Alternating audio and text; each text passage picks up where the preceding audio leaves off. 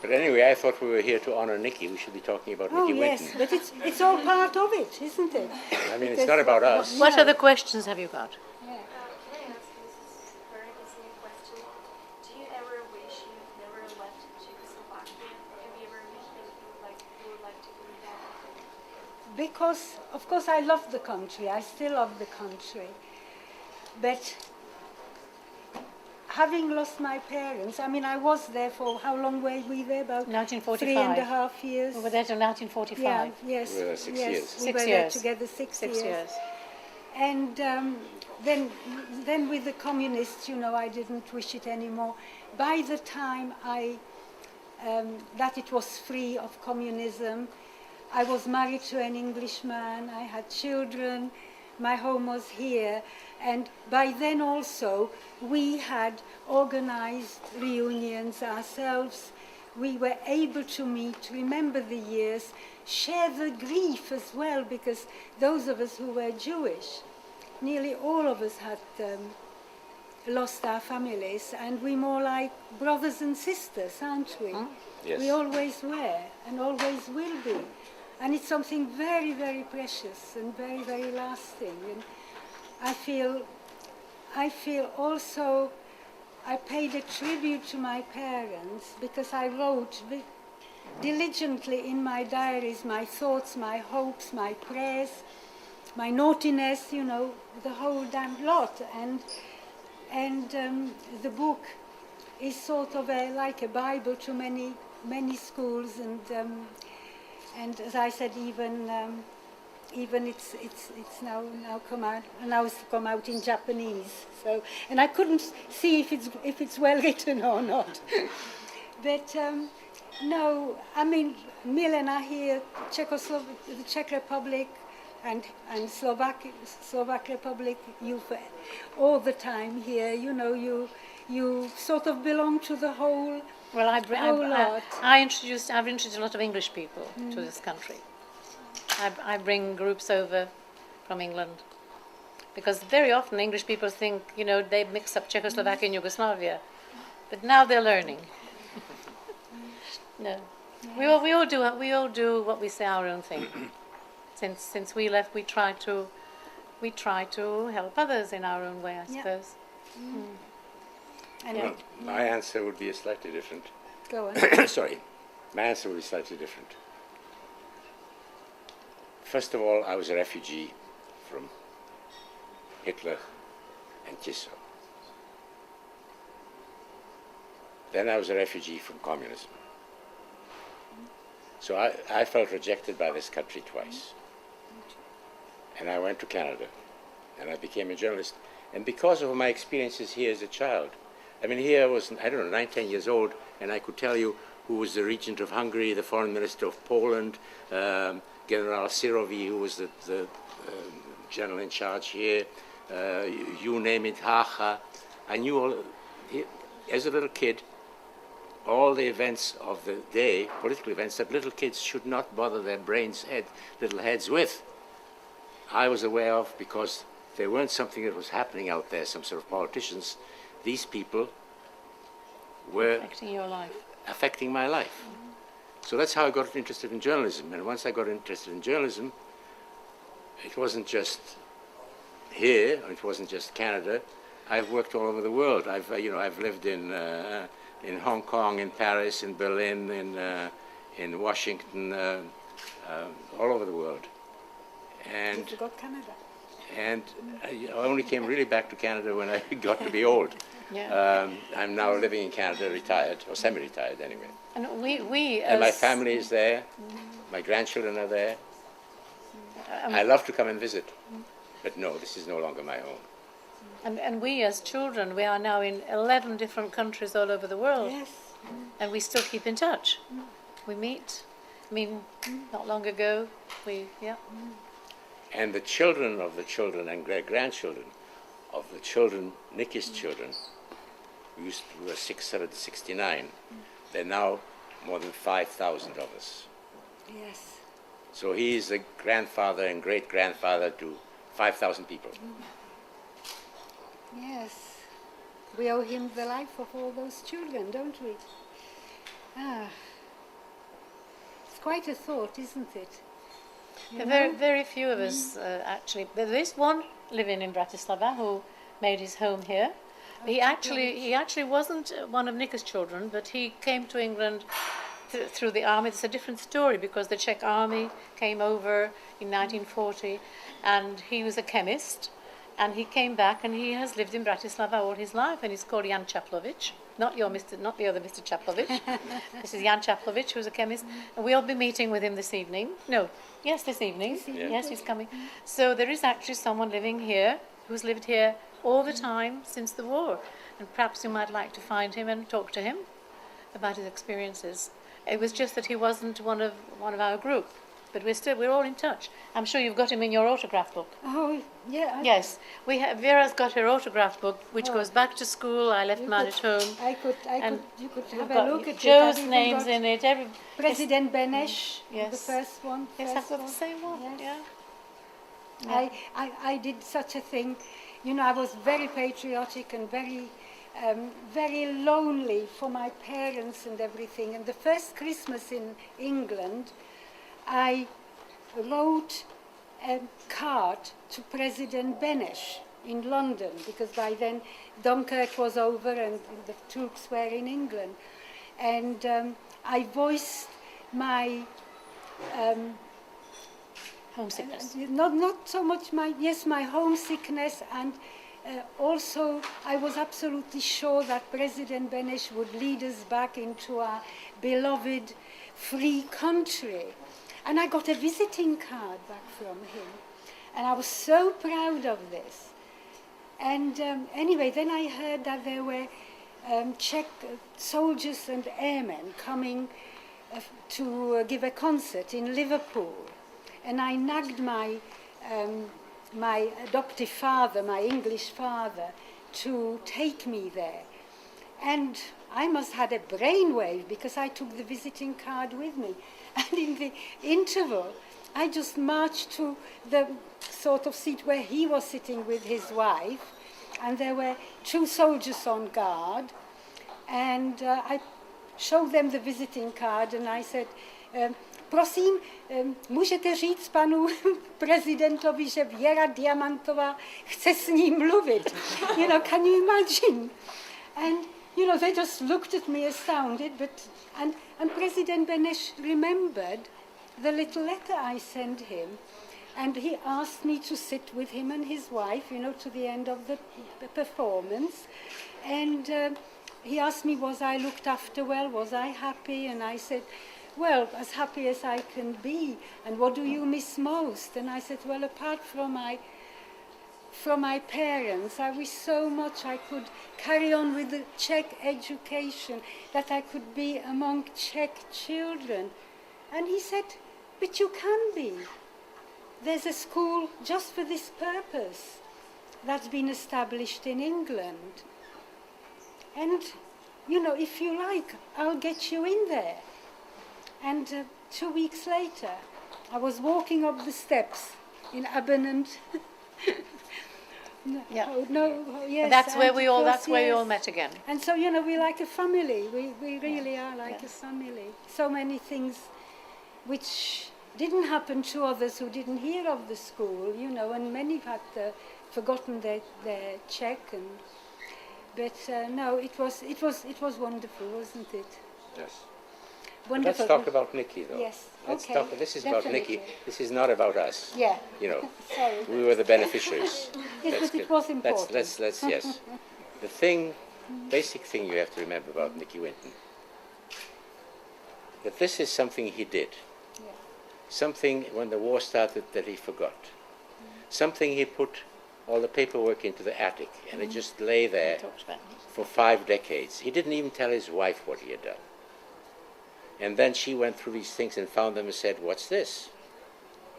And until then, none of us knew about him. We didn't know who had arranged all this. We didn't know the story. And that's when the whole story came out. And this man never talked about it. The second thing to remember about Nicky Winton is this wasn't the only good deed in his life. Here was a man who was a stockbroker. In other words, a banker, an investment banker. Well, you know the reputation of investment bankers now. Not like that. And here was this investment banker who trotted off to rescue these children. And afterwards quit his job and he worked for the Red Cross in France at the beginning of the war. He joined the RAF. He was active in all sorts of charities, from founding The Abbeyfield Home. Homes, yes, homes for the... The Abbeyfield Home. Yes. Founding a chain of homes for retired people, of helping children in orphans in Rio, of working for the UN. The man, his whole life has been dedicated to doing good works, to helping others, his whole life. And this man is now 99 and hale and hearty. Let me tell you, he drives a car like a bat out of hell. My next door neighbor always puts his car away when he knows Nicky's coming for lunch. I sit next to him in the seat and go, Yes. He got fined for speeding not long ago. Yeah. And Vera lives quite close to him, and I Yes. think he comes to lunch Every Sunday. every Sunday. To do the telegraph crossword puzzle and have a good lunch and have a good sleep. We will give now a question. So how did, when we're talking about Nicholas Winton, how did you feel when you actually met in person the man who saved your life? No, it was a few months afterwards. I had put together with another authoress the story of Nicky Winton. And Maciej, he found my autobiography, Pearls of Childhood, in a library in Prague. And I came to Prague on holiday, and he lassoed me. And, you know, and that's how the story of Nicholas Winton sort of started. And we were cooperating, we were sort of working together. He said, who can I have as the, what do you call it, speaker in the film? And of course I said, well, Joe Schlesinger, there's no other. Actually saved your life. What went on in your mind? What did you say to him afterwards? you know, I don't remember. I don't remember. Because I've met him so many times since then, and we're pretty close. And I just don't remember the first time I actually met him. I just don't. I just said thank you. Yes. Yeah. Just put so- my arms of course, around yeah. him and said Yeah. thank you. You couldn't. There weren't any. There weren't words you could say. They were so. I know. The emotion just, was so high. And then when we had our second reunion, because the first reunion we didn't know him, but the second reunion, Nicky Winton came to the school reunion. Yes. Yes. They came several times, Yes. didn't they? Yes. Anyway, I would have a question for Ms. Gissing. You mentioned your book, Pearls of Childhood, and I would like to know what inspired you to write it, to share your intimate memories. The book I wrote wasn't for general reading. They were the letters home I couldn't send. They were my thoughts, my prayers, you know, my everyday activities. I mean, in them there's the story of the school, isn't it, as well, you know, as everything. And because my parents asked me, my father, to write so that we can share what happens. And mother asked me to speak to her every night through the sun and the stars. I carried on even when after they perished.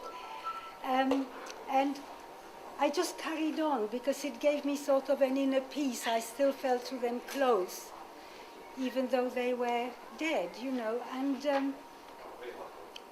And it was when I fled to England like Joe, except I did have a passport, to England for the second time, and met Joe and my partner, also from the school, and somebody else. We met for dinner, didn't we? And we started to reminisce, and then we realized how important that chapter of our life was. And I realized that I had this is the first book. That's what my father gave me. And I filled about 18 thick books. You know, I grew up through them. And it had not just my fate, but our fates. And everything authentic. I didn't have to think even. It was here. And it gave me such peace, you know, to do it in memory of my mother and father. And I thought it was the most wonderful thing they could have asked me to do, not even knowing that they wouldn't be here on this earth. And the book goes to so many schools throughout the world, really. As I said, now it's out even in Japanese. And so I feel close to them. And I've had hundreds and hundreds of letters, you know, from children and adults and so forth. And they learn to value what they've got. And today children, lots of them don't, particularly in other countries. And so it just gives me peace, gives me inner peace that I'm doing some good in their name. But it's okay to say that children these days, you know, that they're okay, etc. We're talking about this world here. Yeah. There's still children all over the world who suffer, all over the world. And for decades, I covered wars. I covered wars in Vietnam, in Cambodia, in Afghanistan, Beirut, Nicaragua, Laos, Salvador, you name it. And evil was and still is all over the place. And it always starts from the same kind of roots, from the abandonment of common decencies, of small things that grow into big hates. It is always the same, it always seems to be the same. And there has been improvement. This place is one of them, etc. Because when you look at the world, people say, oh, the world is going to hell in a handbasket. But if you look at it, you look at Europe. Europe was an armed camp. Europe had two big world wars and is now in peace. And most of Europe is democratic. Some of those democracies are, comme ci, comme ça. But Europe is prosperous. You look at Southeast Asia. China, I knew China. 71 I first went to China. It was the Cultural Revolution. Mao was in power. People were being arrested here, there, and everywhere. And they didn't have, most of them didn't have anything to eat. 20 million people died in China because of starvation in the late 50s and early 60s. And China is now prospering. India is prospering. Japan is prosperous. South Korea. So you have this thing in Asia. You have Latin America. Latin America used to be all dictatorships, military dictatorships. Now most of those countries have democracies. So that has changed too. Africa is still in great, great trouble. But for much of the world things have got better and are getting better, even though we're about to have a recession. We have problems, but still, compared to the problems this world had 50, 60, 70, 80 years ago, from the First World War on, the problems are manageable. We said this coming through this morning from Austria to Slovakia. I was saying to the driver, a young man, said, you wouldn't believe that 20 years ago, if you wanted to go from here to Vienna, stop, passport, papers, you just, the free, you can't understand what it means, the freedom that we now have, traveling throughout Europe, traveling throughout the world. Now, these days, Czechs come to England for their holidays. I remember the time when a Czech had to come to England with only £2. They were only allowed £2 to take with them. Our first reunion. Our first reunion. We had to bring them from here, Yes, we sort of collected funds, money to bring them out. It's you have a freedom. Well, I mean, 58 years ago when here, when you went to Petržalka, etc., the border was, let me see, there was barbed wire, and then there were minefields, and there were machine gun towers, and everything else. And I can't imagine that there would be anyone who isn't touched by the story and who doesn't feel a rush of inspiration and emotion when one hears about the story. But what do you think when you sort of find out the kind of things that were going on then? Not necessarily just in Berlin, but here in Bratislava too. How the society has changed, how your life has changed, how your life is different. And can you believe what was happening then? What do you think about it? Well, our lives are entirely different, even if you look 20 years ago, right? You hear the previous generations talking about their lives, and well, even 20 years ago, it was something entirely different, and I can't seriously imagine what the scenario would have been during the Second World War or before the Second World War.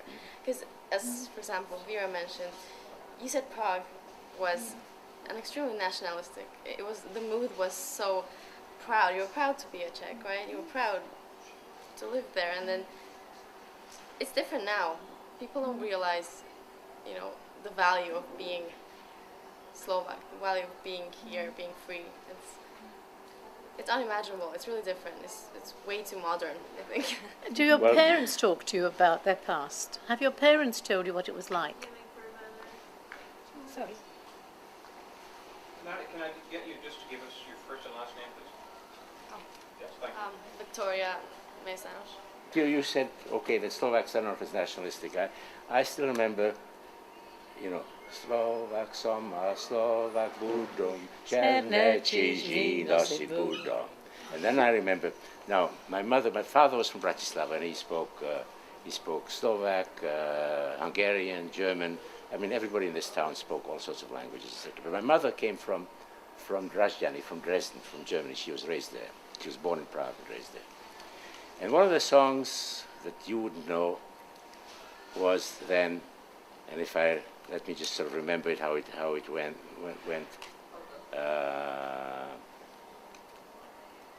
Okay. Rež I rúbaj do krve, nebude to poprvé. Na Slovensku, po Slovensku, hovoriť budeme. And I heard this, I was a little kid, and I thought, whose blood are they going to cut and thrust? My mother's? I mean, it scared the hell out of me as a little kid. Because people were singing that in the street. And that's the kind of society I grew up in. Well, I'm not sure I'm the right person to answer this since I am not Slovak. I just live in Slovakia. Oh, I see. So I don't know whether anybody else wants to. I mean, obviously the country has changed. Oh yeah, Can you pass the mic, please? Thank you very much. Thank you. the country has definitely changed, but I sometimes feel that there is still this underlying, this hidden, and sometimes not even so hidden, anti-Semitism. That one would think that Slovakia as a nation has learned from and has realized that what happened in the 1930s and 40s was completely wrong. But even now we have very high officials, historians, the Archbishop and the Catholic Church, who still don't completely condemn what happened. Well, I know, listen, I was here, I came to Bratislava once in the early 90s, I was here a couple of times. I checked into the Forum Hotel, went out to the main square, Hlavné náměstí. I wasn't in town 20 minutes when someone shoved an anti-Semitic pamphlet into my hand. And it was about a man named Fedor Gal. Do you know who Fedor Gal was? Yes. Fedor Gal was somebody from Verenost proti násilí, which was the Slovak counterpart of Havel's Forum. The man was a professor at Komenský University, and he was a Jew. He is a Jew. I don't know whether he's still alive. Anyway, he's a Jew. And he was chased out of it. He's in exile. He's in Prague, somewhere. So to me, I sort of wonder, what has changed? How much has the country changed? Is there is there a split between the younger generation and the older generation? What is happening? Are there any Jewish children in your school? Yes. Yes? There are. How many? I ratio? do not know. Yeah. Okay. Small ratio. There are. Could we there have are. your name, sir? Yes, first and last name, please. František Buterak. What happened during the Holocaust? Because of this, I believe that many Jews who survived lost their faith because of what happened. What happened to yours? I'm one of them. I'm one of them. I didn't completely. I didn't completely because mother left me. I mean, she died of typhus in Belsen. After war ended, I had a letter from her, little strip of paper, to say, I am alive.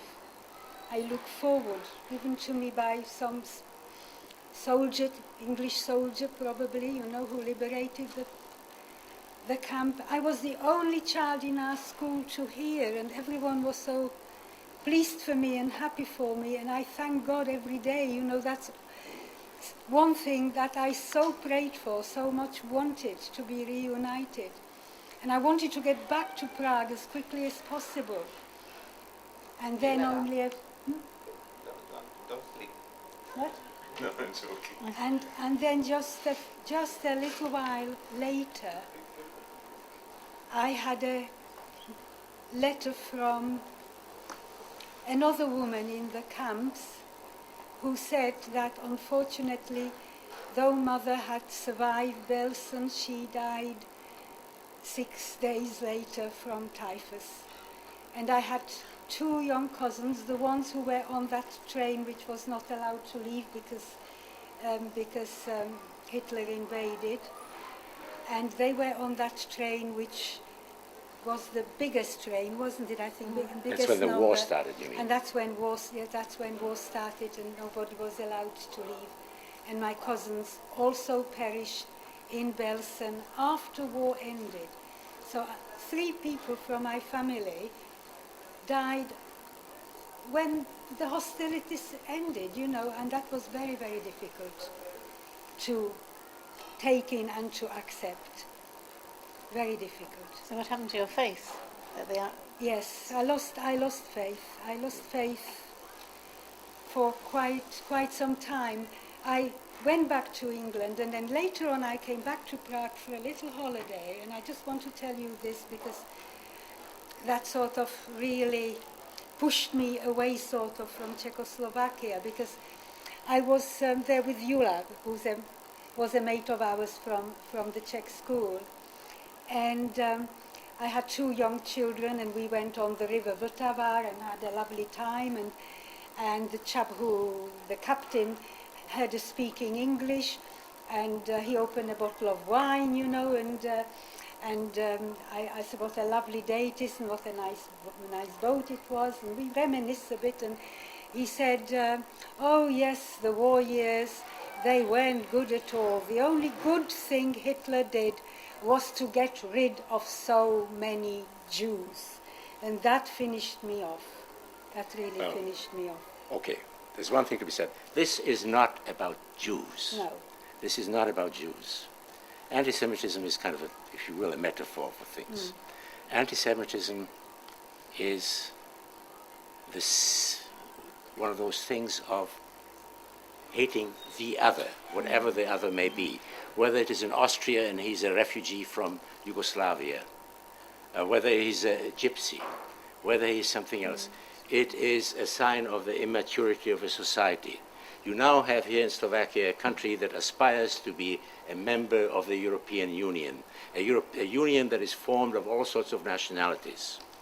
And yet it is a society that is still not used to the fact that to do that, you need a degree of tolerance and decency and civilization to be civilized, to accept that others are different from you, and you are different from them, that you are not necessarily the best, and whatever people, whether it's the Jews, the Slovaks, the English, or God, none of us none of us the master race. We're none of us the perfect people. We are all imperfect in one way or another. And if we can't tolerate the other, then we don't deserve any respect. Period. And that's all I have to say. It's a very profound statement. Not really. Well, it is. Very basic.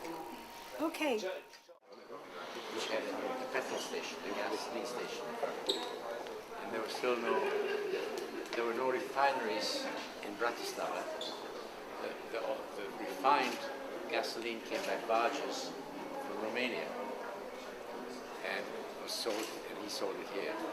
Then the refineries opened, and of course his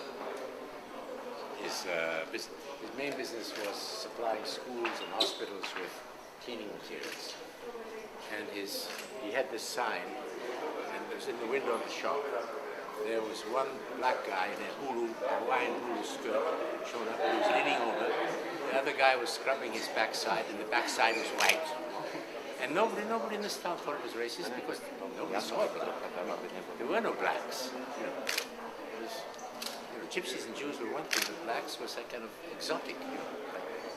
I don't know, giraffes. To the book, so it was all there. I mean, I didn't have no idea. I was in the office for weeks. I had a group here. English. We went to Alaska. We went on the river where I took them rafting. These 70-year-olds rafting on the river. Look at this film. Not that bigger in English than in Czech. Opposite to that Kancelária na Prenajo. I think it was 1948 in Europe. So, how do you feel coming back to this country, experiencing the memories? Well, especially you. It gave me the idea, Thanks, right?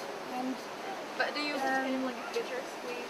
Would you like to recommend it here for a Well, I like coming here, but I don't think I It want was to stay. good. It was good.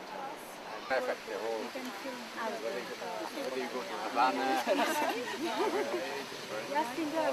except China now, Nothing okay. Ja mam to wszystko dała, jak się nastawię, że ja sobie wiedziała, gdzie najdę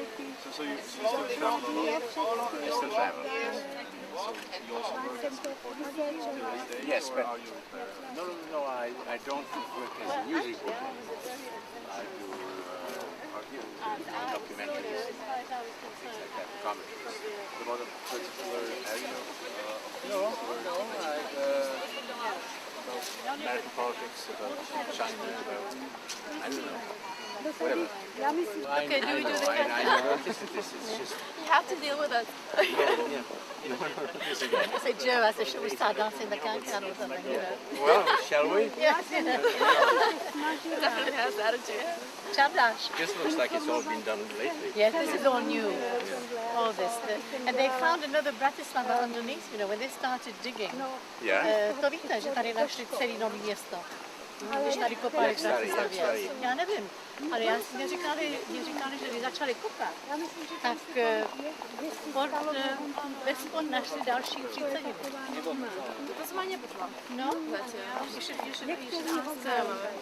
ask an archaeologist. Yeah? I think much. Is there any particular place in